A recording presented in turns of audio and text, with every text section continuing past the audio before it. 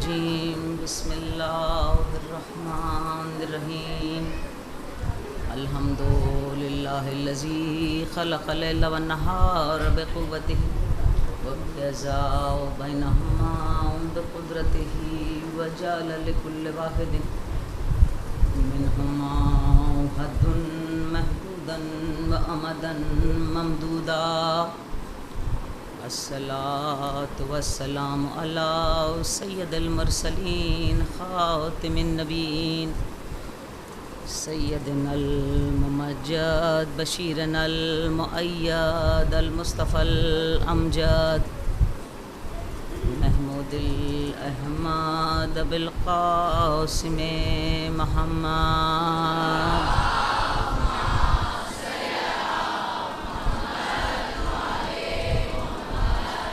صاحب الدعوة النبویہ والصولة الحیدریہ والعصمة الفاطمیہ والحلم الحسنیہ والشجاعة الحسینیہ والصبر السجادیہ والآثار الباقریہ والمحاصر الجعفریہ والعلوم الکاظمیہ والحجج الرضویہ والجود التقویہ والنقاوۃ النقویہ والہیبۃ العسکریہ والغیبۃ الہیۃ القائم بأمر اللہ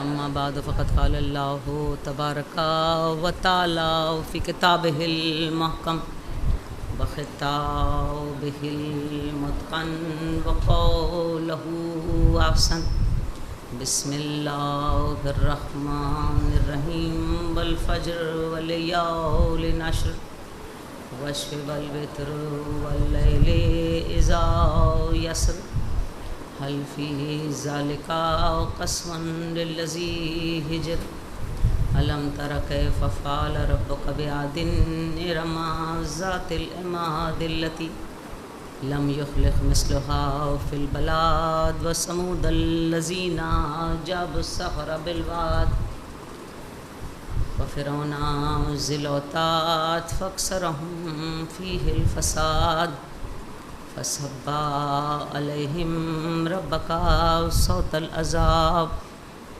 إن ربك لبالمرصاد صلوات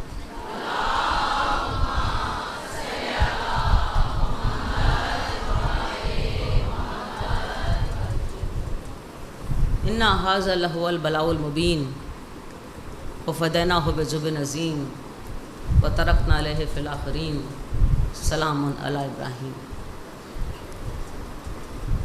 بہت بڑی ابتلا اور آزمائش اور مصیبت ہے یہ بیٹے کا مقتل میں ہونا، اس کی گردن کا تن سے جدا ہونا۔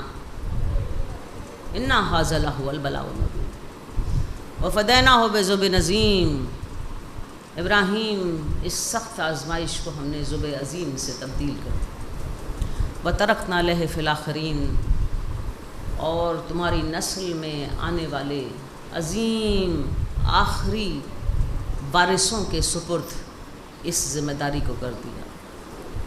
سلام علی ابراہیم، اے ابراہیم تم پر ہمارا سلام۔ میں نے گزشتہ تقاریر میں عرض کیا تھا کہ اسماعیل ذبیح اللہ قرار پائے، جبکہ گردن پر چھری نہیں چلی۔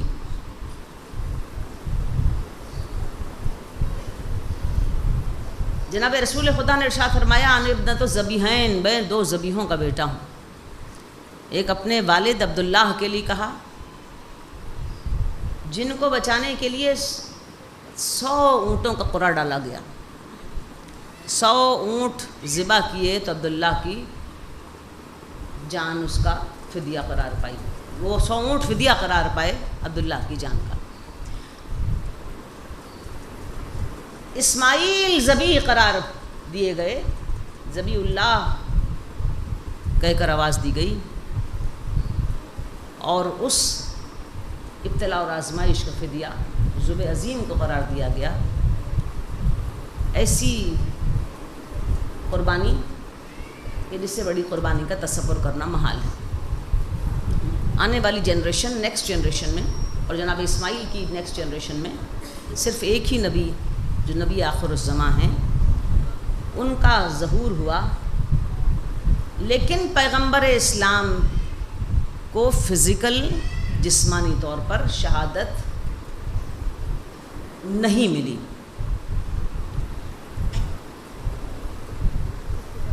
شاہ عبدالعزیز محدث دہلوی نے سر الشہادتین میں لکھا کہ پیغمبر علیہ السلام کی شہادت 2 حصوں میں تقسیم کی گئی، ایک شہادت سری اور ایک شہادت جہری۔ شہادت سری یعنی چھپی ہوئی شہادت، اور شہادت جہری یعنی کھلی ہوئی شہادت۔ اور یہ شہادت آپ کے 2 نواسوں کے حصے میں آئی، ابناء محمد کے، محمد کے بیٹوں نے اس شہادت کا حق ادا کیا۔ چھپی ہوئی شہادت زہر سے امام حسن علیہ السلام، اور کھلی ہوئی شہادت تلوار سے امام حسین علیہ السلام، اور یہ شہادتیں مثل ذبح عظیم، بلکہ حقیقت میں یہی ذبح عظیم، قرآن کریم نے انہیں ذبح عظیم قرار دیا۔ عزیزان گرامی، قرآن کریم میں کچھ اصطلاحات استعمال ہوئیں، ایک اصطلاح ہے مومن کی، ایک اصطلاح ہے کافر کی، ایک اصطلاح ہے منافق کی۔ قرآن کریم سے پہلے جتنی بھی کتابیں آئیں ان میں 2 اصطلاحات ہیں، مومن کی اصطلاح ہے اور کافر کی اصطلاح ہے، لیکن وہاں ہمیں منافق کی اصطلاح نہیں ملتی۔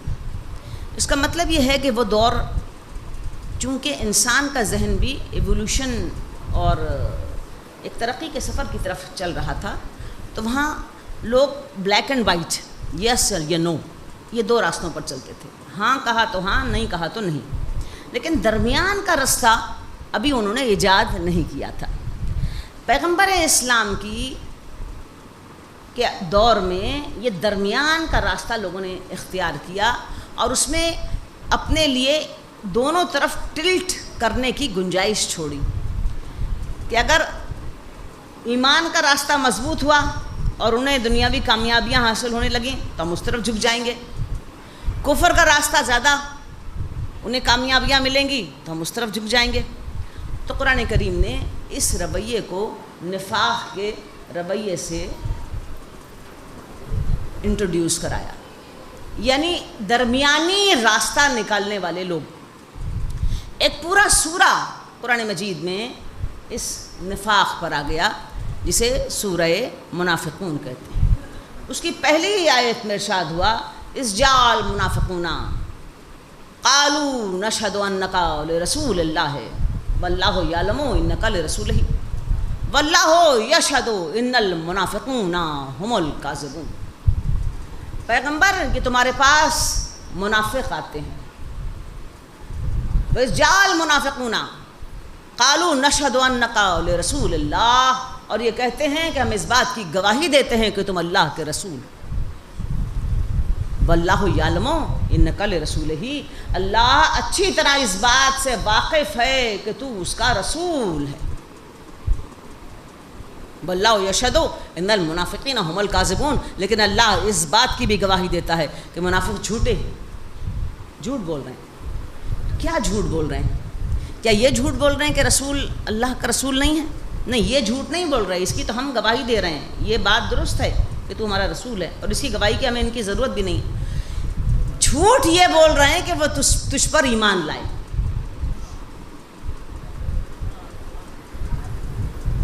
کذب یہ ہے کہ وہ تجھے رسول مان رہے ہیں، نہیں، وہ تجھے دل سے رسول نہیں مان رہے۔ تو رسول ہے وہ ہمیں پتہ ہے، لیکن ان کا جھوٹ یہ ہے کہ یہ تجھے رسول نہیں سمجھتے۔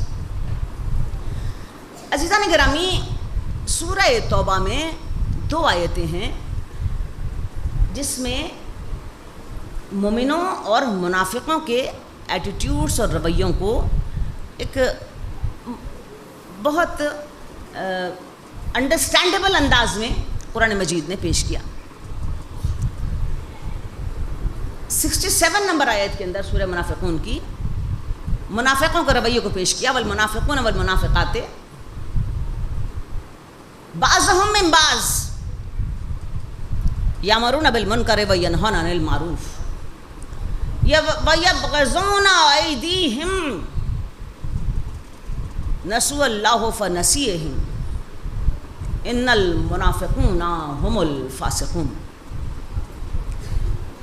اتنا کمپریہنسو تعارف منافقوں کا اتنے مختصر الفاظ میں یہ بلاغت قرآن کا معجزہ ہے۔ اس کمپریہنسو تعارف میں منافقوں کے لیے کہا ان المنافقون والمنافقات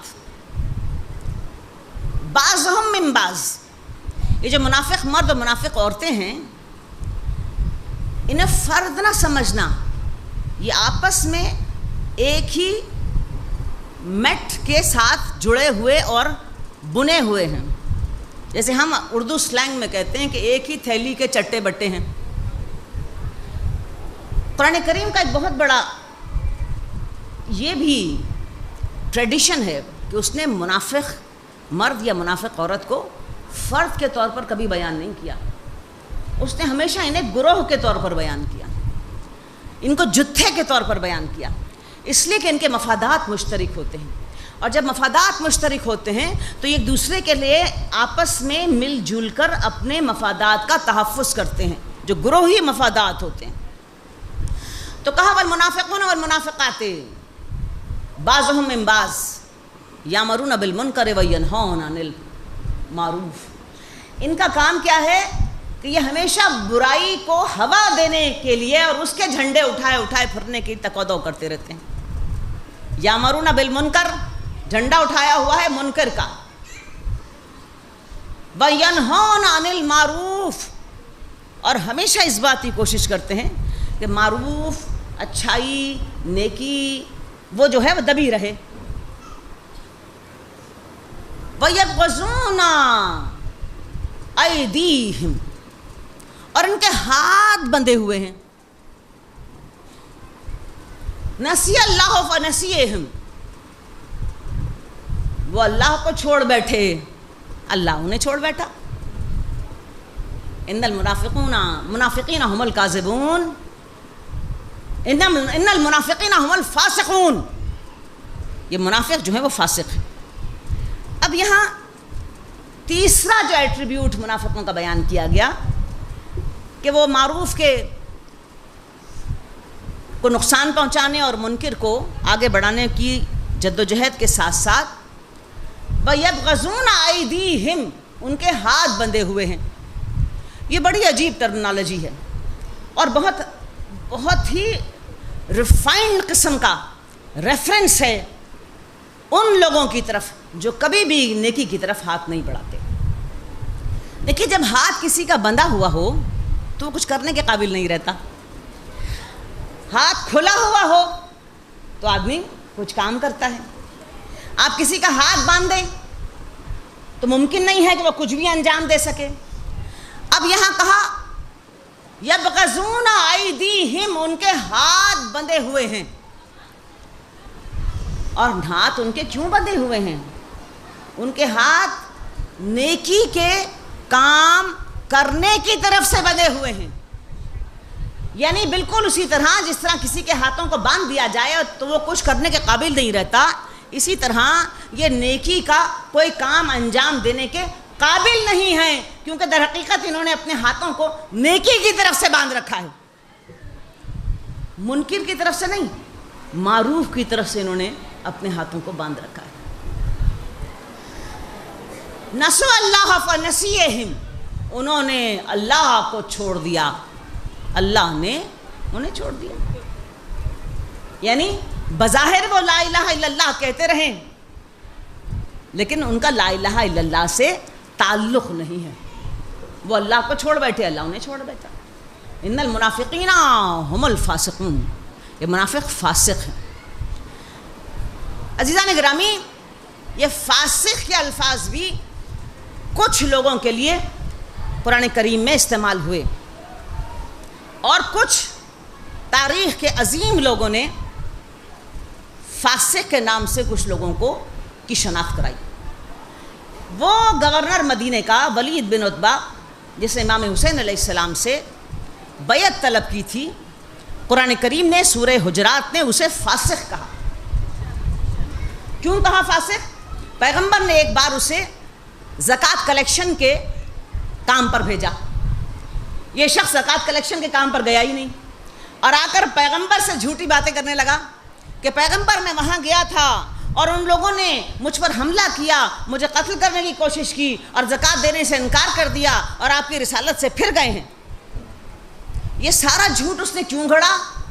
تاکہ پیغمبر غصے کی حالت میں اس قوم پر چڑھائی کی اجازت دے دیں اور یہ اپنی تلوار کے کارنامے دکھائیں۔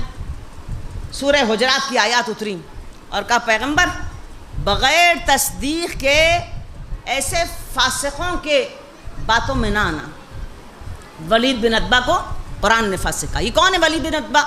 یہ عتبہ بن مطیع کا بیٹا ہے، وہ شخص جو پیغمبر علیہ السلام حالت سجدہ میں ہوتے تھے تو اونٹ کی بڑی بڑی اوجڑیاں لا کر پیغمبر علیہ السلام کے پشت پر اور آپ کی گردن پر رکھتا تھا، یہ اس کا بیٹا ہے۔ دوسرا شخص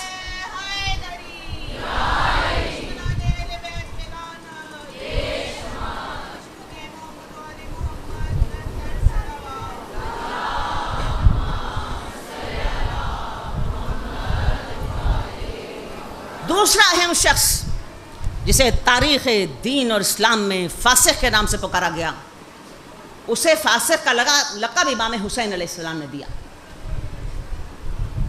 کہ جس وقت ولید بن عتبہ نے بیعت کا مطالبہ کیا یزید کے لیے تو آپ نے کہا میں حسین مجھ جیسا اس فاسق و فاجر کی بیعت کرے، تو قیامت تک کے لیے لفظ فاسق و فاجر یزید کے ساتھ اٹیچ ہو گیا، اس لیے کہ امام حسین علیہ السلام نے اسے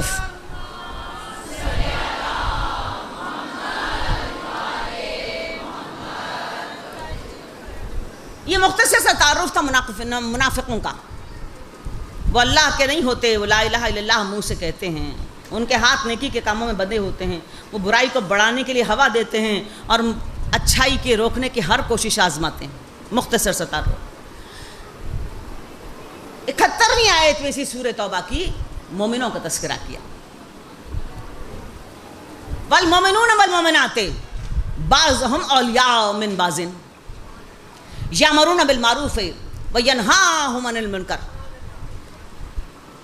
ویقیمون الصلاۃ ویؤتون الزکاۃ ویطیعون اللہ ورسولہ اولئک سرہم اللہ ان اللہ حکیم عزیز حکیم۔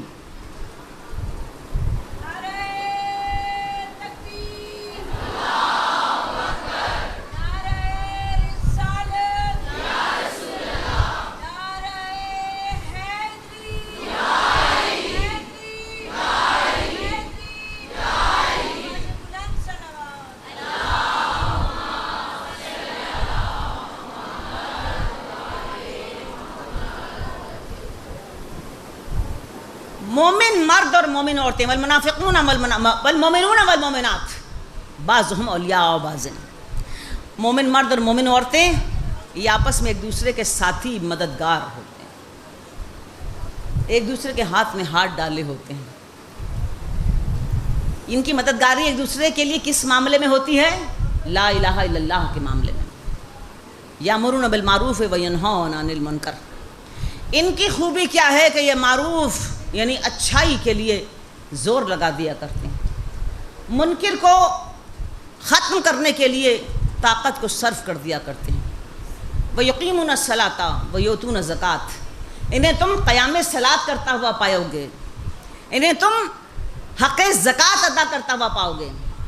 وَيُطِيعُونَ اللَّهَ وَرَسُولَهُ، تم انہیں اللہ اور رسول کا مطیع اور فرما بردار پاؤ گے، اطاعت الہی میں اور اطاعت رسول میں مشغول دیکھو گے۔ اولئک سرہم اللہ انہی پر اللہ کی رحمتیں.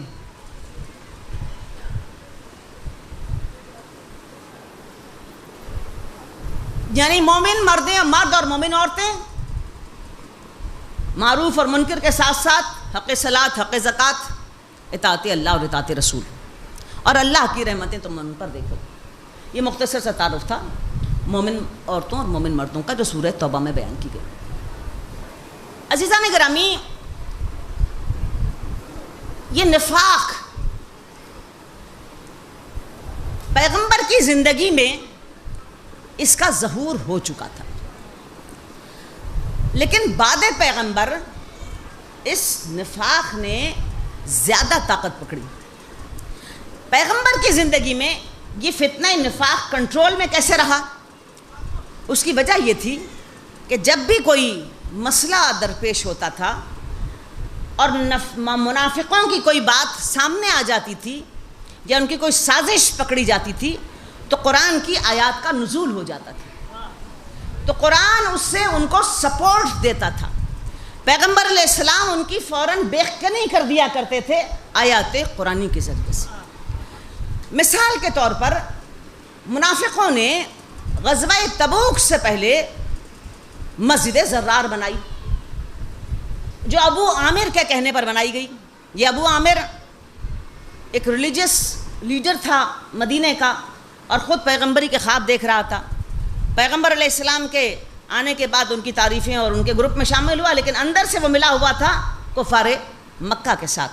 اور احد کو کھڑا کرنے میں اس ابو عامر کا بہت بڑا کردار ہے، اور اس نے انسٹیگیٹ کیا کفار قریش کو کہ تم پیغمبر کے خلاف لشکر لے کر آؤ. اس ابو عامر نے ایک نیٹ ورک بنایا اور ایک مسجد کی بنیاد ڈالی جسے مسجد زرار کے نام سے قرآن مجید نے یاد کیا. اس کا مقصد کیا تھا کہ نفاق کو کوئی سینٹر چاہیے، کوئی مرکز چاہیے جہاں سے وہ آپریٹ کر سکیں، جہاں بیٹھ کر میٹنگیں کر سکیں، جہاں بیٹھ کر جتھا بازی کر سکیں.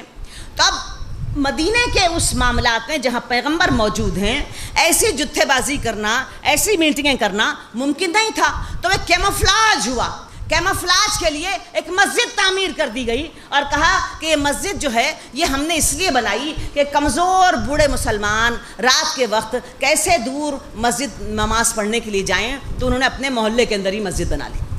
اور دوسری بات یہ ہے کہ برسات کی اندھیری راتوں میں بھی ناممکن ہے کہ وہ بوڑھے کمزور لوگ جو ہیں وہ مسجد کی طرف جائیں جو دور افتاد بنی ہوئی ہو، تو لہٰذا ان کے لیے آسانی ہے کہ وہ مسجد کے اندر آ جائیں. یعنی یہ روایت بھی کہ مسجدوں کا نفاق کے مرکز کے طور پر استعمال ہونا یہ کوئی نئی بات نہیں ہے. یہ آج ہمیں جو جا بجا مسجدیں، ان کے بڑے بڑے اسپیکرز اور مائکس اور ان کے ساتھ جڑے ہوئے ہزاروں کی تعداد میں ہاؤس کیے ہوئے مدرسے، یہ سارے کے سارے اسی دور کی پیداوار ہیں جس دور میں مسجد زرار بنی. پیغمبر علیہ السلام کو حکم کہا، ریکویسٹ کی کہ آپ آ کر اس کا افتتاح کر دیں. پیغمبر نے حامی بھر لی. جب تبوک سے پیغمبر واپس پلٹے تو آیات الہی اتری، سورہ توبہ، اور پیغمبر کو اس مسجد کی حقیقت سے آگاہ کیا گیا. والذین اتخذوا مسجد زرارا کفرا وتفریقا بین المؤمنین. پیغمبر تمہیں پتہ ہے کہ مسجد زرار کیوں بنائی گئی؟ اس کی بنیاد کفر پر ہے. یعنی مسجدوں کی بنیادیں بھی کفر پر ہوتی ہیں. یہ نہ سمجھو کہ ہر مسجد لا الہ الا اللہ اور محمد رسول اللہ کے لیے بنی. لکھا ہوا ہوگا بیت خدا لا الہ الا اللہ، لیکن مسجدیں ان کی بنیادیں کفر پر رکھی جاتی ہیں. یہ حیات پیغمبر میں قرآن مجید کا اس کے اوپر آتھینٹیکیٹ کیا قرآن نے. والذین اتخذوا مسجد زرارا کفرا وتفریقا بین المؤمنین. اور اس مسجد کا کام کیا ہے؟ ایک کفر پر اس کی بنیاد ہے اور اس کا مقصد ہے مسلمانوں میں تفرقہ ڈال دو. یعنی مسجدیں اس کام بھی آتی ہیں کہ مسلمانوں میں تفرقہ ڈالا جائے.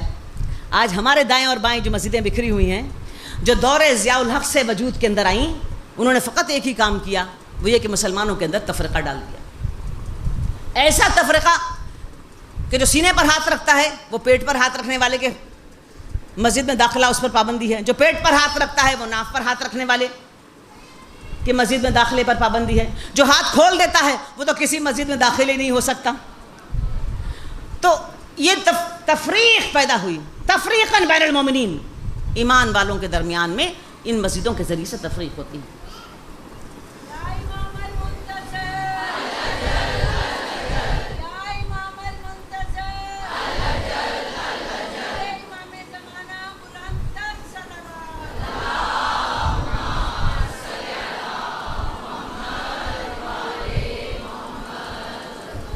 وَإِرْشَادًا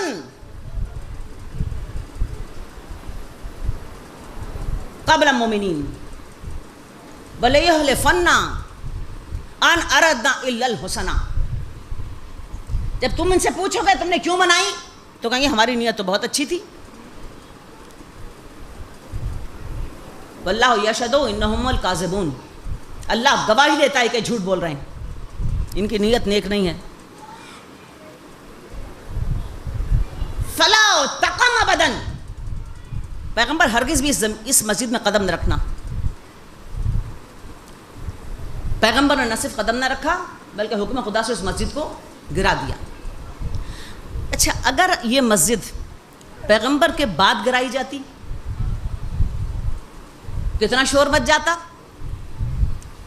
کہ علی مرتضیٰ نے مسجد گرا دی، ٹھیک ہے یہی ہوتا نا، یا کسی اور نے مسجد گرا دی؟ نہیں۔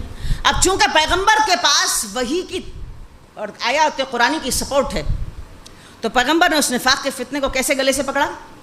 قرآن کی آیات کے سپورٹ سے پکڑا اور اس مسجد کو ڈھا دیا۔ یہ مسجد زرار کا معاملہ ہے۔ لیکن بعد پیغمبر اس نفاق کے معاملے کو بہت زیادہ ہوا ملی۔ اس کی وجہ یہ ہے کہ تنزیل کا دور ختم ہو چکا تھا، اب قرآن کی امپلیمنٹیشن اور تعویل کا دور آ چکا تھا۔ اس تعویل کے دور میں آیات نہیں اتر رہی تھیں، وحی نہیں آ رہی تھی۔ اب لوگ یہ چاہتے تھے کہ جیسے وہ چاہتے ہیں ویسے قرآن کی امپلیمنٹیشن ہو، اور خصوصاً واقعہ غدیر کے بعد الیوم یئس الذین کفروا من دینکم، آج کے بعد تمہیں کفر سے ڈرنے کی ضرورت نہیں ہے۔ فلا تخشونہم واخشون، اب تم ہم سے ڈرو۔ الیوم اکملت لکم دینکم واتممت علیکم نعمتی ورضیت لکم الاسلام دینا، آج ہم نے تمہارے دین کو مکمل کیا، نعمت کو تمام کیا اور تمہارے دین اسلام سے راضی ہو گئے۔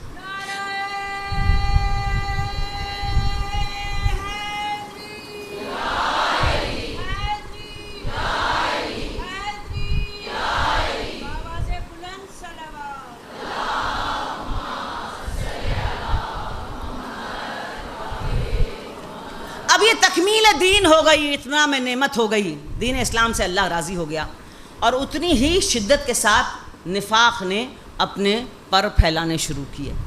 اور ڈاکٹر علی شریعتی نے لکھا کہ 3 گروہ سامنے آئے جناب علی مرتضیٰ کے، پیغمبر کی وہ عظیم الشان حدیث جس میں آپ نے ارشاد فرمایا کہ میں نے تنزیل قرآن پر جہاد کیا اور علی تعویل قرآن پر جہاد کریں گے۔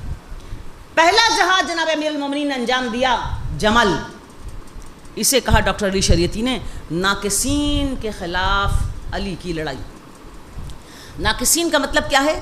کاٹنے والے، نقص پیدا کرنے والے، توڑ دینے والے۔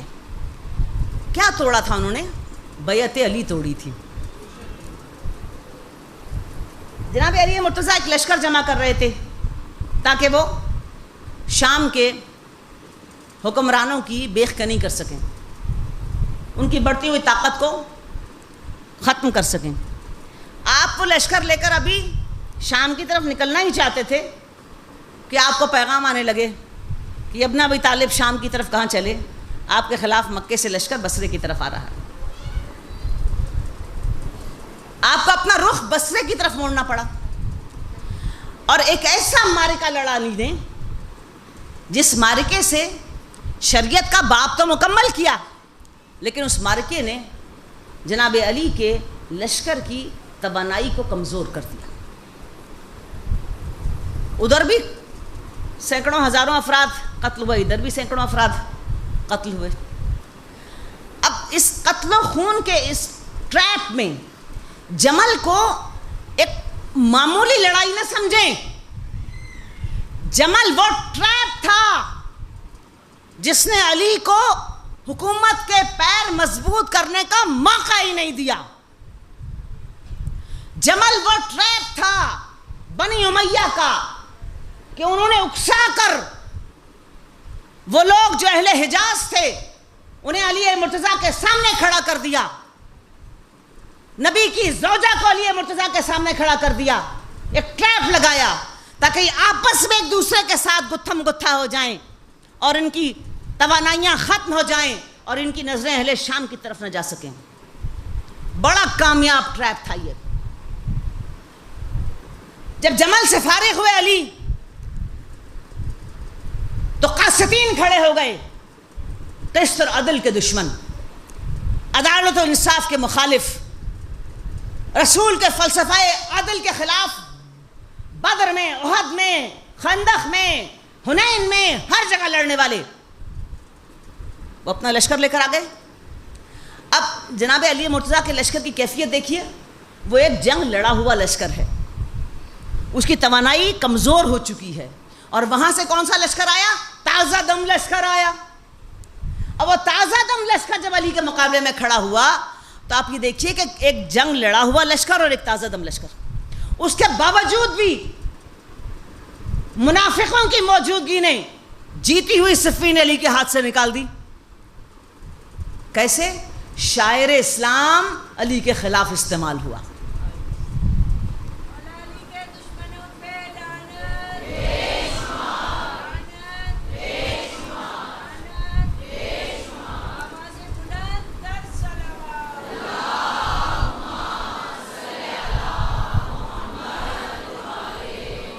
اسلام کا شعار کیا ہے؟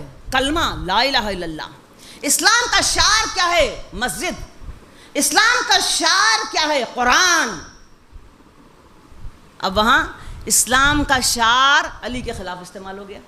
نیزوں پر گتے، ورقے، درختوں کی چھالیں، لکڑی کے ٹکڑے اٹھا لیے گئے کہ ہم نے نیزوں پر قرآن اٹھا لیا. اب علی مرتضیٰ چیخ رہے ہیں کہ یہ قرآن نہیں ہے، یہ منافقت کی ایک چال ہے، ایک ٹریپ ہے. اور لوگ کہہ رہے ہیں یا علی آپ قرآن کو نہیں مانتے، قرآن نیزوں پر اٹھا ہوا ہے، ہم تو قرآن کی توہین اور اس کی حرمت کا لحاظ کرتے ہوئے ہم جنگ نہیں کریں گے. شاعر اسلام علی کے خلاف استعمال ہو گئے.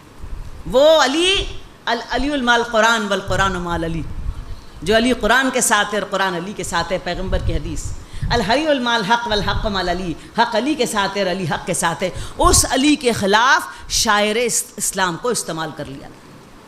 اور وہ جنگ صفین کی کہ جاہلیت کے دور کی رسم کا واپس لایا گیا اور رسول کے جلیل القدر صحابی عمار یاسر کا سر کاٹ کے معاویہ کے لیے تحفہ کیا گیا. آج نصاب کی کتابوں میں جناب سمیہ اور جناب یاسر کا واقعہ تو پڑھایا جاتا ہے، ہمارے یاسر کے والدین کا، کہ اسلام کی تاریخ کے پہلے شہید ابو جہل نے ان پر ظلم کیے، انہیں نیزے بھونک بھونک کر مار دیا اور انہوں نے لا الہ الا اللہ کا ساتھ نہیں چھوڑا. وہ سارے کے سارے یاسر اور سمیہ کی داستان تو سناتے ہیں، لیکن عمار یاسر کی بات آتے ہوئے ان کی زبانیں خاموش ہو جاتی ہیں. یاسر اور سمیہ کے قاتل تو تمہیں نظر آتے ہیں، عمار یاسر کا قاتل نظر نہیں آتا، عمار یاسر کا قاتل دکھائی نہیں دیتا. آج زبانیں بند ہیں ان مسجدوں کی، ان ممبروں کی، ان مائش اور ان اسپیکرز کی جو یاسر اور سمیہ کا تو ذکر کرتے ہیں، عمار یاسر کا ذکر نہیں کرتے. شاعر اسلام علی کے خلاف استعمال ہو گئے. جہالت کی رسوم واپس آ گئی. تیسری منزل پر اب وہ جنہوں نے تلواریں رکھ لیں کہ ہم نہیں لڑیں گے، مجبور کیا علی کو تحکیم کے اوپر، آربیٹریشن کے اوپر، اور لے کر آ گئے نہروان کا لشکر. آربیٹریشن کے اندر جب ہوئی، جناب امیر اس آربیٹریشن کو نہیں چاہتے تھے، روک رہے تھے نہیں کریں آربیٹریشن. جب مجبور کیا جناب امیر کو آربیٹریشن پر، اور آربیٹریشن ہو گئی جب ان کی مرضی کے مطابق نہیں ہوئی تو پھر لڑنے کے لیے کھڑے ہو گئے. کیا دردناک داستان ہے صفین کی. اور سوال کر رہے ہیں وہ دو ٹکے کے لوگ جن کو علی نے اور رسول نے قرآن سکھایا، جنہیں کلمہ پڑھایا، جنہیں اللہ کی نماز اور روزہ سکھایا، جنہیں جہنم سے جنت کا راستہ دکھایا. وہ پوچھ رہے ہیں ابن ابی طالب اگر آپ حق پر تھے تو آپ نے اپنے نام کے آگے لکھے ہوئے امیر المومنین کو کیوں کاٹا؟ اس آربیٹریشن میں کہا نا معاویہ نے کہ یہ کاٹو امیر المومنین، جب ہم نے لڑائی ہو گئی شروع تو ہم گراؤنڈ زیرو پر ہیں، لہٰذا آپ بھی امیر المومنین کاٹ دیجئے۔ جناب امیر المومنین نے امیر المومنین کا لفظ کاٹ دیا۔ تو جواب دیا جناب امیر المومنین نے میں نے سنت رسول پر عمل کیا۔ صلح حدیبیہ میں پیغمبر کو کفار نے کہا تھا نا رسول اللہ کاٹ دو، اگر آپ کو رسول مانتے تو پھر لڑائی کس بات کی تھی؟ تو شرائط جناب علی مرتضیٰ لکھ رہے تھے، تو کہا یا علی کاٹ دو، کہا میں تو نہیں کاٹوں گا۔ تو رسول نے اپنے ہاتھ سے علی کے ہاتھ سے وہ کاغذ اور قلم لیا اور اپنے ہاتھ سے رسول اللہ کاٹ دیا۔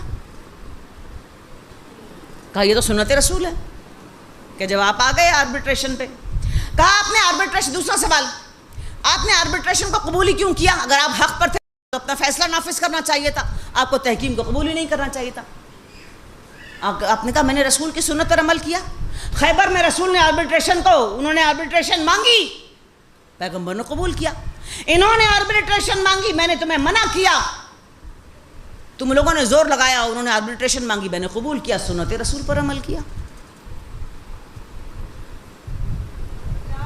پھر کہا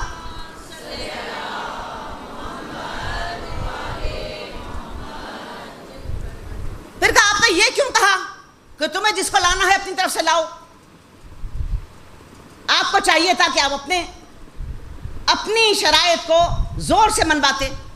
آپ نے کہا یہاں بھی میں نے رسول کی سنت پر عمل کیا۔ جب رسول نجران کے نصارہ کے مقابلے پر گئے تو آپ نے انہیں کھلی آزادی دی کہ جس کو تم اپنی طرف سے لانا ہے لاؤ، تو لہٰذا میں نے بھی انہیں کھلی آزادی دی، جس کو چاہو اپنی طرف سے لاؤ۔ یعنی آپ یہ دیکھیے کہ کتنے گھٹیا اور چھوٹے لوگ جن کا کوئی لوکس اسٹینڈائی نہیں تھا، نہ تاریخ میں، نہ معاشرت میں، نہ دین میں، کوئی لوکس اسٹینڈائی نہیں تھا، وہ جناب امیر کے ساتھ سوال و جواب کرنے لگے اور چڑھ چڑھ کر گردن پر آنے لگے جناب امیر کی۔ اور پھر جب اس بات سے راضی نہیں ہوئے تو نہروان کا لشکر کھڑا کر دیا۔ اور یہ جناب علی مرتضیٰ کی طاقت تھی کہ علی نے وہ 2 جنگوں کے لڑے ہوئے لشکر جو آدھا رہ گیا تھا اس کے 7 تلوار نیام سے نکالی اور ان اسلام کی کمر توڑنے والوں پر ایسا حملہ کیا کہ قیامت تک کے لیے انہیں اسلام سے خارج کر کے رکھ دیا۔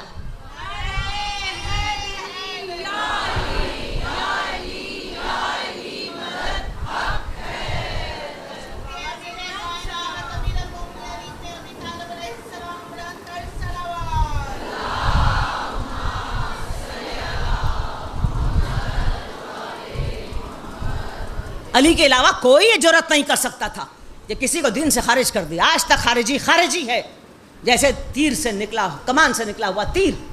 یہ علی کا زور بازو تھا، یہ علی کی ایمان کی قوت تھی، یہ علی کا حق کا ساتھ تھا اور علی کا قرآن کے ساتھ جڑا ہوا وہ رشتہ تھا جس نے سامنے آنے والے کو ہمیشہ کے لیے اسلام سے خارج کر دیا۔ لیکن سوال یہ پیدا ہوتا ہے میرے دوستو کہ یہ آل محمد یا امیر المومنین آپ کے بیٹے اتنے کمزور پڑے کیسے؟ ٹھیک ہے، وہ علی جو بدر میں، احد میں، خیبر میں، خندق میں، حنین میں، فتح مکہ میں اس قدر کمزور کیسے پڑے؟ کہیں وہ 2 ٹکے کے لوگ چڑھ کر آ رہے ہیں، کہیں شاعر اسلام علی کے خلاف استعمال ہو رہے ہیں، کہیں مکے سے لشکر علی کے خلاف چل رہے ہیں، یہ اتنی کمزوری کیسے پڑی؟ اس ساری کمزوری کی بنیاد میں ایک جملہ ہے، حسبنا کتاب اللہ۔ یہ وہ طاقتور جملہ ہے تاریخ مسلمان کا جس نے پیغمبر کی اس حدیث انی تارکن فیکم الثقلین کتاب اللہ و عطرتی، میں تمہیں 2 گراں قدر چیزیں چھوڑے جا رہا ہوں، ایک خدا کی کتاب اور ایک میری عطرت۔ اس کے سامنے ایسی دیوار بنائی کہ وہ دیوار آج تک کھڑی ہوئی ہے۔ حسبنا کتاب اللہ، ہمارے لیے کتاب خدا کافی ہے۔ اب اس جملے نے آل محمد کا رشتہ کتاب خدا سے کاٹ دیا۔ اب لوگ کتاب کو الگ سمجھتے تھے، آل محمد کو کتاب سے جدا سمجھنے لگے۔ اس ایک جملے سے کیا نقصان ہوا آل محمد کو؟ پہلا نقصان لاس آف پولیٹیکل اسٹیٹس، جو سیاسی اثر و رسوخ تھا آل محمد کا وہ اس ایک جملے نے صاف کر دیا۔ اس لیے کہ اس ایک جملے کے نتیجے میں سقیفہ وجود میں آئی، اس ایک جملے کے ذریعے شورا وجود میں آئی، پھر یک کے بعد دیگرے اقتدار حکومت آل محمد کے ہاتھ سے پھسلتا چلا گیا، اور عوام الناس کی یہ سائیکک ہوتی ہے، صاحبان اقتدار کے ساتھ اپنے آپ کو جوڑتے ہیں، ایسوسیٹ کرتے ہیں، اور ان کے ساتھ اپنے آپ کو شامل کرتے ہیں اپنے قد کو بڑا کرنے کے لیے۔ اب ایک دور گزرا عوام صاحب حکومت کے ساتھ، دوسرا دور آیا پھر آل محمد کا ہی نہیں، پھر عوام صاحب حکومت کے ساتھ، تیسرا طویل دور آ گیا پھر آل محمد کا ہی نہیں، اب عوام پھر صاحب حکومت کے ساتھ، تو لاس آف پولیٹیکل اسٹیٹس ہو گیا۔ اگر یہ 4.5 سال کی خلافت نہ امیر المومنین کو ملتی تو مسلمانوں کے سیاسی ہورائزن سے آل محمد کا صفایا ہو چکا تھا، صرف اس ایک جملے کی وجہ سے، حسبنا کتاب اللہ۔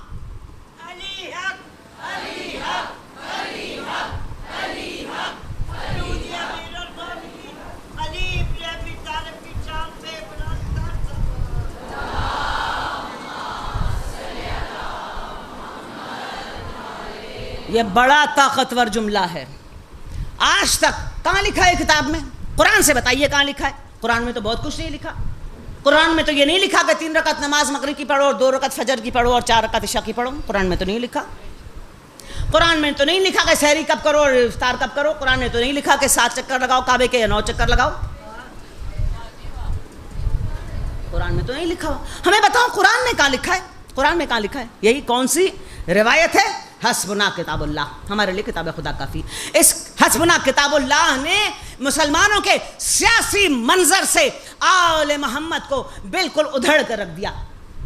یہ غلطیاں تھیں صاحبان حکومت کی، جس نے کشتی کا رخ اقتدار کی علی مرتضیٰ کی طرف موڑ دیا، ورنہ کوئی امکان نہیں تھا۔ لاس آف پولیٹیکل اسٹیٹس۔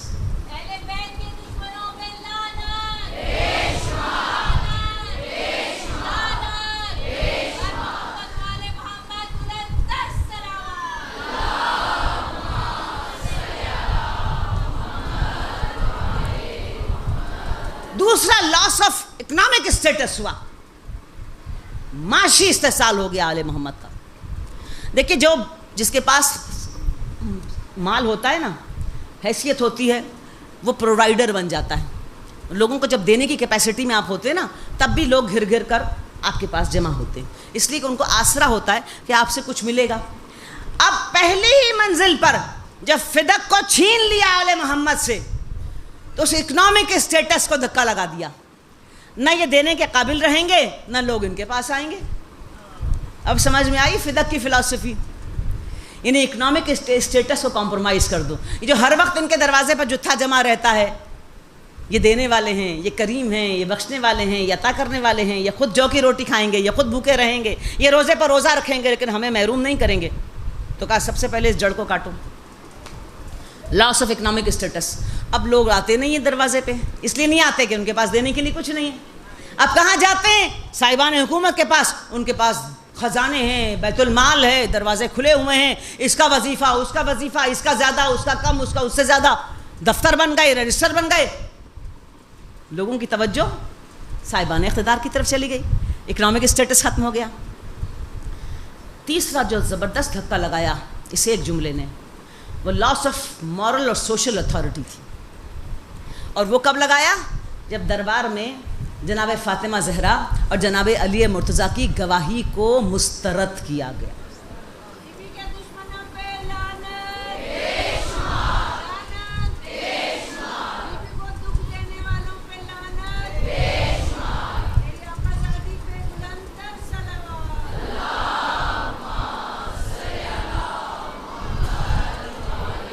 دیکھیے مجمع عام کے سامنے وہ علی اور وہ فاطمہ جو مباہلے میں اللہ کی وحدانیت کی گواہی دینے کے لیے گئے، اور اہل کتاب جو ان کے سامنے تھے انہوں نے سرنگوں کیا اور بیک ٹریک کیا۔ وہ جو توحید الہی کی گواہی دے، اس کو کہا کہ نہیں آپ کی گواہی قابل قبول نہیں ہے، تو کیسا لاس آف فیس ہوا، کیسی سوشل اور مورل اتھارٹی کمپرومائز ہوئی کہ اب لوگوں نے کہا کہ ان کی یہ حیثیت ہے کہ ان کی تو گواہی بھی قبول نہیں ہوتی۔ یعنی اس بری طرح دھکا لگا کہ سوشل اسٹیٹس، مورل اسٹیٹس جو ہے وہ کمپرومائز ہو گیا، اس گھرانے کا جسے محمد کا گھرانہ کہتے ہیں، اس ایک جملے کی وجہ سے حسبنا کتاب اللہ۔ عزیزان گرامی، کیا معاملات وہیں پر تھم گئے؟ یہ معاملات پر تھمے نہیں، یہ سلسلہ تو آج تک چل رہا ہے، اور وہ حسبنا کتاب اللہ کا جملہ آج بھی ہورائزن کے اوپر ہے، اور آج بھی منافقوں کا ٹولہ کربلا اور شہادت امام حسین علیہ السلام کے ریفرنس سے مسلسل ان کے قاتلوں کو بیل آؤٹ کرنے کی کوشش کر رہا ہے۔ کوئی کہتا ہے جی ابن زیاد نے قتل کر دیا، یزید کا کیا قصور تھا؟ کوئی کہتا ہے جو ہمارے سعد نے حملہ کر دیا اس میں یزید کا کوئی معاملہ ہی نہیں تھا، اور کوئی کہتا ہے کہ دیکھو یزید کافر نہیں تھا، ہاں اس نے قتل ضرور کیا، اس نے اگر اس نے حکم دیا تو قاتل ضرور ہے، لیکن اس نے جو ہے وہ آپ اس کو کافر نہیں قرار دے سکتے۔ ذاکر نائک کا ٹولہ، ڈاکٹر اسرار کا ٹولہ، اور ان جیسے بہت سارے ٹولے،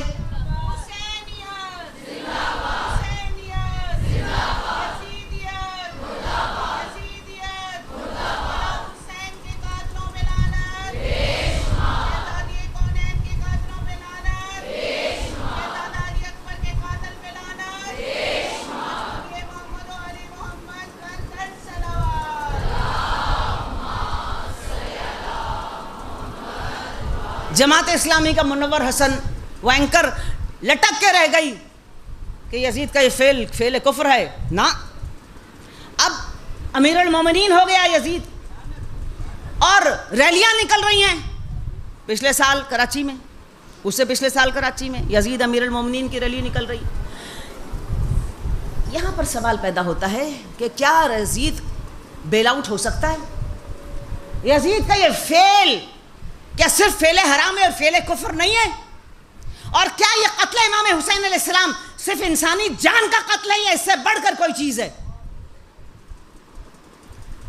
امام حسین علیہ السلام کا قتل جان کا قتل نہیں ہے، یہ ایذائے رسول کی منزل ہے۔ رسول کو ایذا دی گئی۔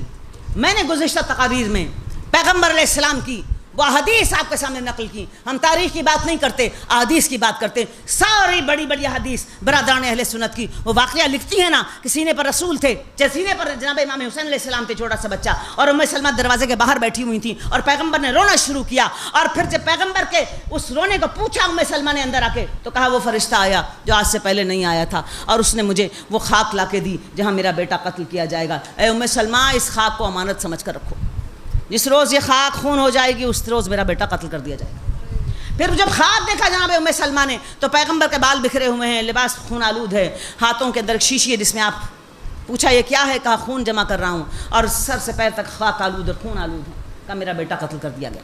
یہ حدیث کو چھپایا جاتا ہے، کیوں چھپایا جاتا ہے؟ تاکہ اسے تاریخی واقعہ بنا کر پیش کیا جائے، اسے مذہبی رنگ سے باہر نکالا جائے۔ اب ان معاملات سے کیا پتہ چلا؟ پیدا ہوا حسین، رسول نے رونا شروع کر دیا۔ کیوں؟ اذیت ہوئی رسول کو۔ رسول نے کیا ارشاد فرمایا؟ رسول نے امام حسین علیہ السلام کے ہونٹوں کو چوم کر کہا حسین منی ونا من الحسین، حسین مجھ سے اور میں حسین سے۔ پیغمبر علیہ السلام نے امام حسین علیہ السلام کے ہاتھ پکڑے اور کہا پروردگار میں ان سے محبت کرتا ہوں، تو بھی ان سے محبت کر، جو ان سے بغض رکھے اسے تو بغض رکھ۔ اور اس کی کیا پیرلل ہے؟ من یطیع اللہ فمن یطیع رسول فقد اطاع اللہ، جس نے رسول کی اطاعت کی اس نے اللہ کی اطاعت کی۔ تو جس نے امام حسین علیہ السلام اور حسن علیہ السلام سے محبت کی اس نے رسول سے محبت کی۔ بالکل یہ پیرلل ڈرا کیا پیغمبر نے۔ پھر کہا کہ اللہ میں حسن و حسین سے محبت کرتا ہوں، تو بھی ان سے محبت کر، اور ان لوگوں سے محبت کر جو حسن و حسین سے محبت کریں۔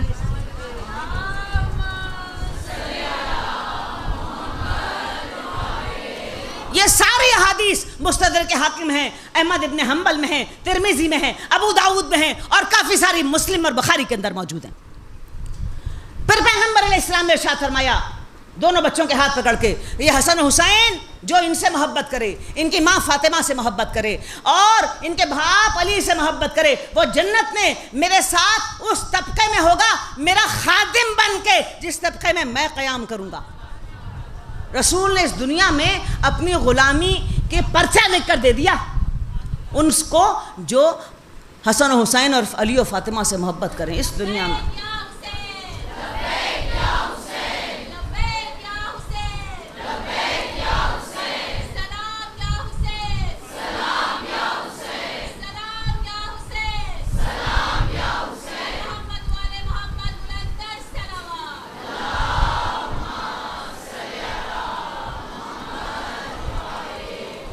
ایک حدیث نہیں ہے، سینکڑوں حدیث ہیں پیغمبر کی، اس میں واجب قرار دیا،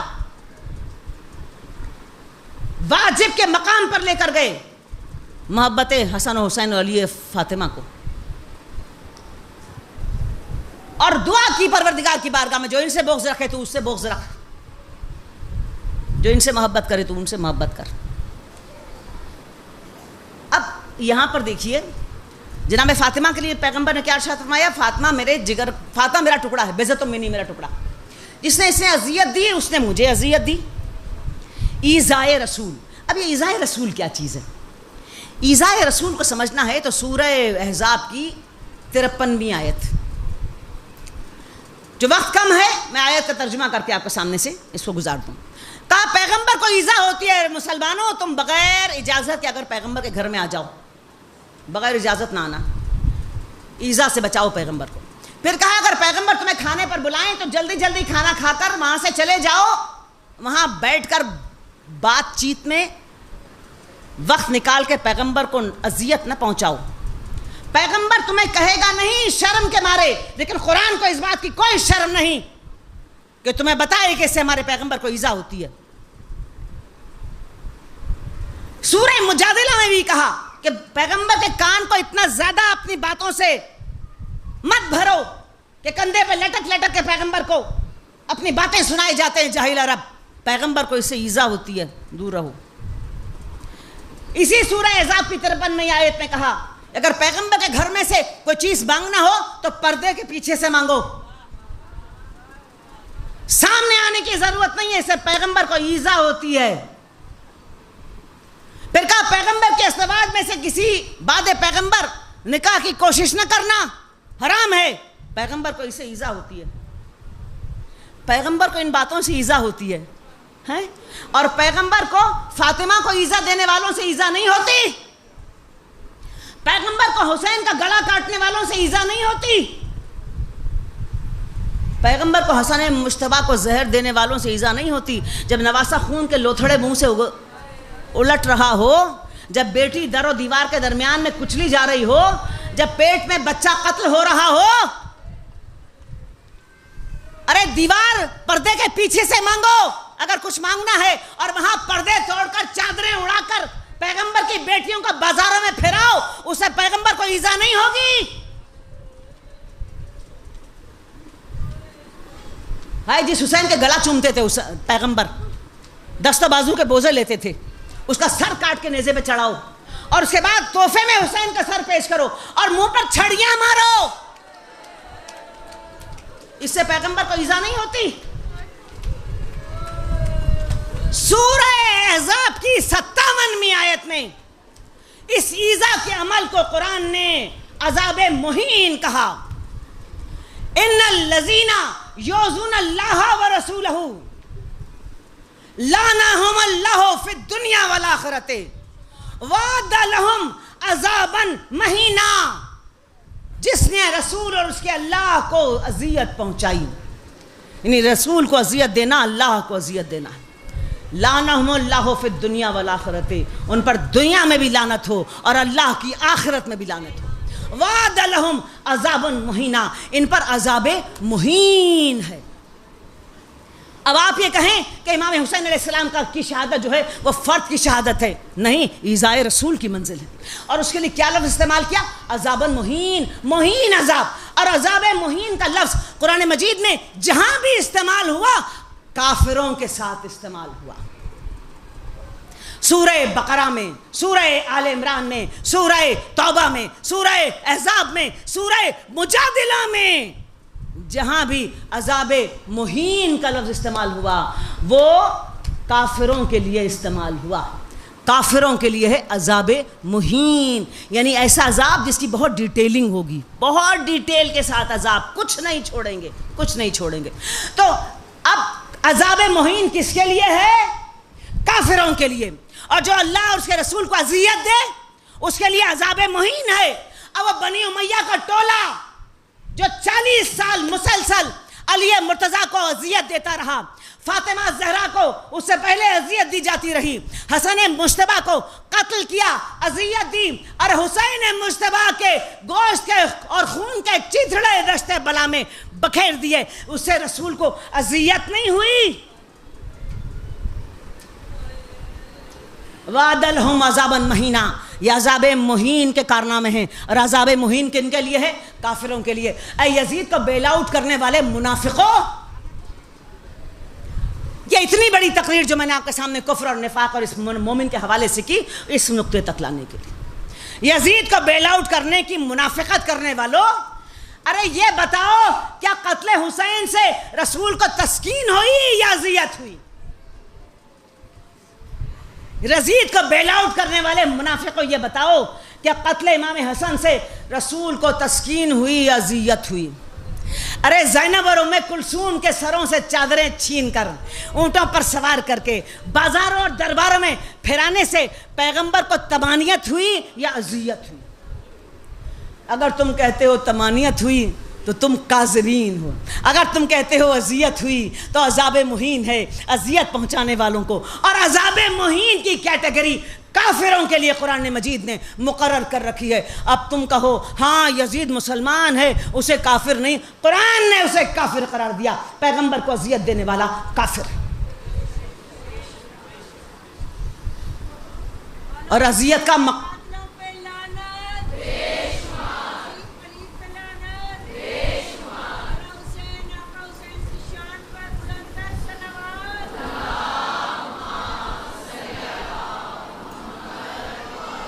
اور یہ معاملہ بھی پرانا نہیں ہے، اس سے پہلے اتنی جرت نہیں تھی، اس سے پہلے اتنی جرت نہیں تھی لوگوں میں، یزید کو مسلمان یا بیل آؤٹ کرنے کی کوشش کرتے، اس سے پہلے جرت نہیں تھی۔ یہ ضیاء الحق اور اس کے بعد جو مسجد زرار ہر کونے اور کوچے میں بنائی گئی اس ملک کے، اب پیٹرو ڈالر نے اس مسجدوں کو فنڈ کیا، اس سے یہ جرت پیدا ہوئی کہ آج قاتل حسین کو بیل آؤٹ کرنے کے لیے توجیہیں پیش کی جا رہی ہیں کہ ہاں اس کا فعل ہے، خراب ہے، اور ابن زیاد نے قتل کر دیا، عمر سعد نے قتل کر دیا، یزید کا تو اس میں کوئی قصور ہی نہیں تھا، اور اگر قصور تھا بھی تو وہ قصور جو ہے وہ اس کے ذریعے سے خارج اسلام نہیں ہوتا، اس نے قاتل کا اس پہ فتویٰ لگ سکتا ہے لیکن اسلام سے خارج ہونے کا فتویٰ نہیں لگ سکتا۔ سورہ احزاب قرآن مجید کی 53ویں آیت سورہ احزاب کی پڑھو، اب 57ویں آیت پڑھو اور بتاؤ کہ دیکھو کہ رسول کو کس کس چیز سے اذیت ہوتی ہے۔ جو اذیت دینے والے ہیں عذاب مہین، دنیا میں بھی لعنت، آخرت میں بھی لعنت، اور عذاب مہین کا لفظ قرآن مجید نے جہاں جہاں استعمال کیا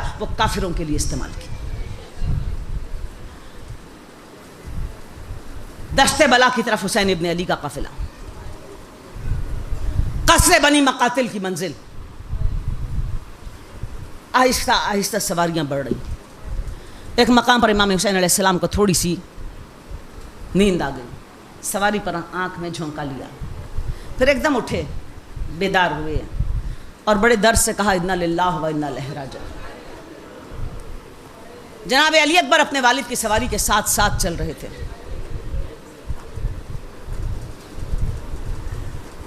میرے دوستو یہ بات بھی بتاؤں، حملہ اولا جب ہوا تھا نا کربلا کے دشت میں، تو جتنی سواریاں تھیں نا گھوڑے، وہ بھی سارے حملہ اولا میں ختم ہو گئے تھے۔ اس کے بعد جو گیا وہ سواری پر نہیں گیا۔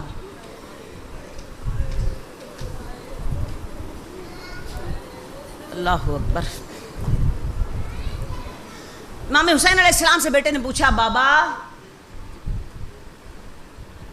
خدا آپ کو غم اور رنج کی شکل نہ دکھائے، یا آپ نے اتنے درد سے کیوں کہا انا للہ و انا الیہ راجعون؟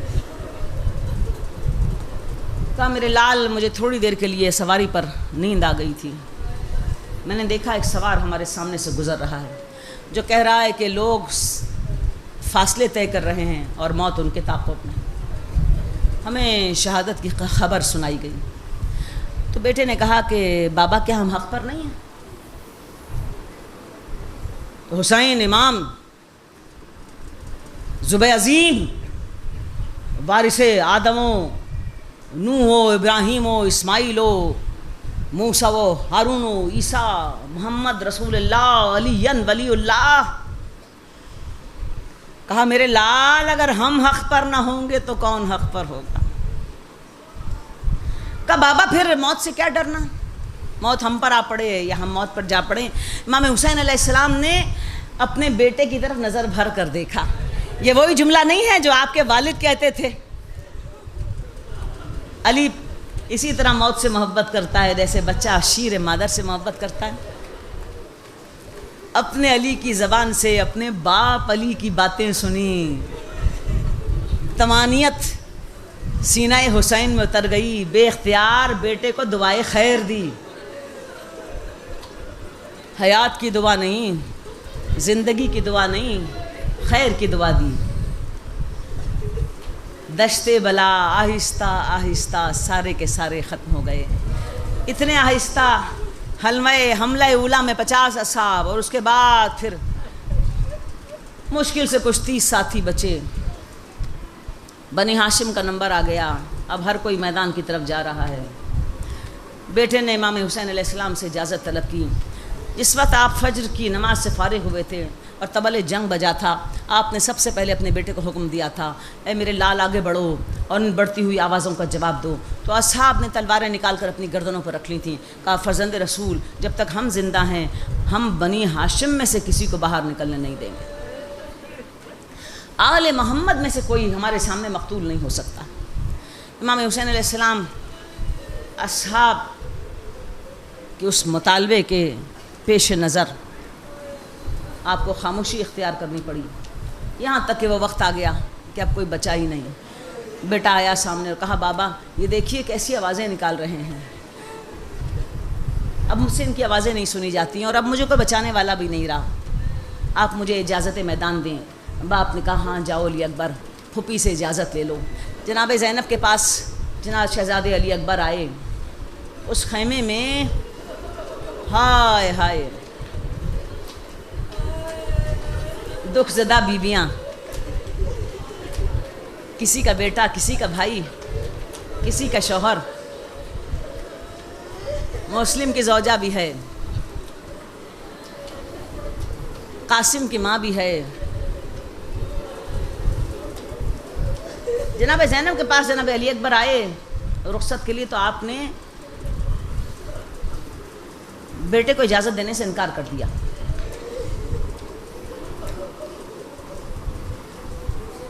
روایتیں کہتی ہیں کہ آپ نے اپنے ماں کے تعاون کو حاصل کیا اور کہا مادر گرامی آپ اجازت دلوائیے, روز حشر سب اپنی اپنی قربانیاں لے کر میری دادی کی خدمت میں حاضر ہوں گے, آپ کیا لے کر جائیں گے؟ سلام ہو کربلا کی اس ماں پر ام لیلا بیٹے کے ساتھ جناب زینب کی خدمت میں آئے حاضر ہو گئیں اور صرف ایک ہی سوال کیا, شہزادی آپ کو اپنا لال عزیز ہے یا فاطمہ کا؟ ہائے حسین, زینب کو تو فاطمہ ہی کا لال عزیز ہے. حسین ابن علی خیمے میں آ گئے اور بہن سے کہا نانا کے تبرکات لاؤ. ارے بہن نانا کے تبرکات لے آئیں. اپنے شہزادے کو نانا کا لباس پہنا دیا. علی اکبر ہم شکل پیغمبر تھے. نانا کا ماما سر پر رکھ دیا, ایک چہرے پر نقاب باندھ دی اور کہا جب لشکر اعداء کے مقابلے میں جانا تو اس نقاب کو پلٹ دینا. ارے علی اکبر میدان کی طرف چلے اور مقاتل لکھتے ہیں ایک جوان کا خیمے سے نکلنا تھا اور عالم یہ تھا کئی بار پردہ اٹھتا تھا اور گر جایا کرتا تھا. ایسا محسوس ہوتا تھا جیسے کوئی نکلنا چاہتا اور کوئی روکتا ہے. ارے نکلتے ہوں گے تو ماں روکتی ہوگی, نکلتے ہوں گے تو پھوپھی روکتی ہوگی, نکلتے ہوں گے تو بہنیں روکتی ہوں گی. کئی بار پردہ اٹھا اور کئی بار پردہ گرا. یہاں تک ایک جوان رانا حسین کے اس خیمے سے باہر نکلا اور ادھر فوج اشقیاء نے دیکھا کہ خوبصورت جوان حسین کے خیمے سے نکلا ہے. جناب علی اکبر نے نقاب کو پلٹ دیا. حسین بن نمیر اپنے ساتھیوں کے ساتھ کھڑا ہوا تھا, آپس میں باتیں کرنے لگے. کتنا خوبصورت جوان ہے. حسین بن نمیر نے کہا دل چاہتا ہے اس کا داغ اس کے باپ کے سینے پر لگا دوں. ساتھیوں نے کہا ارے تو کیوں اس کے خون سے ہاتھ رنگتا ہے؟ اتنے تیر، اتنے نیزے یہ چلیں گے خود ہی اس کا کام تمام ہو جائے گا۔ ابھی یہ گفتگو پوری بھی نہیں ہوئی تھی، لڑتا لڑتا حسین کا لال اس ٹولے کے سامنے سے گزرا۔ حسین بن نمیر نے نیزہ اٹھایا اور علی اکبر پر اچھال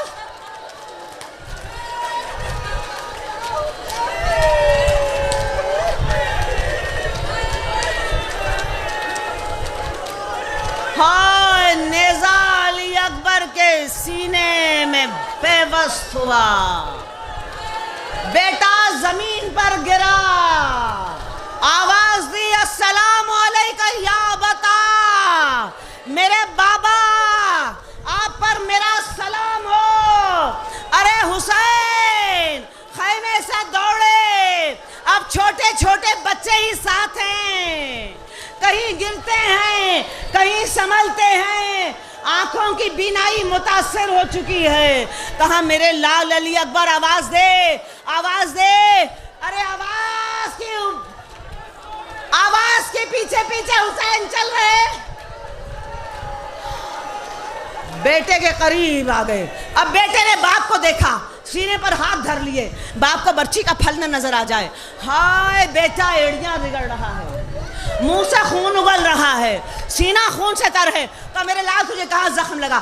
ہاتھ ہٹائے بیٹے کے، دیکھا برچی کا پھل سینہ علی اکبر۔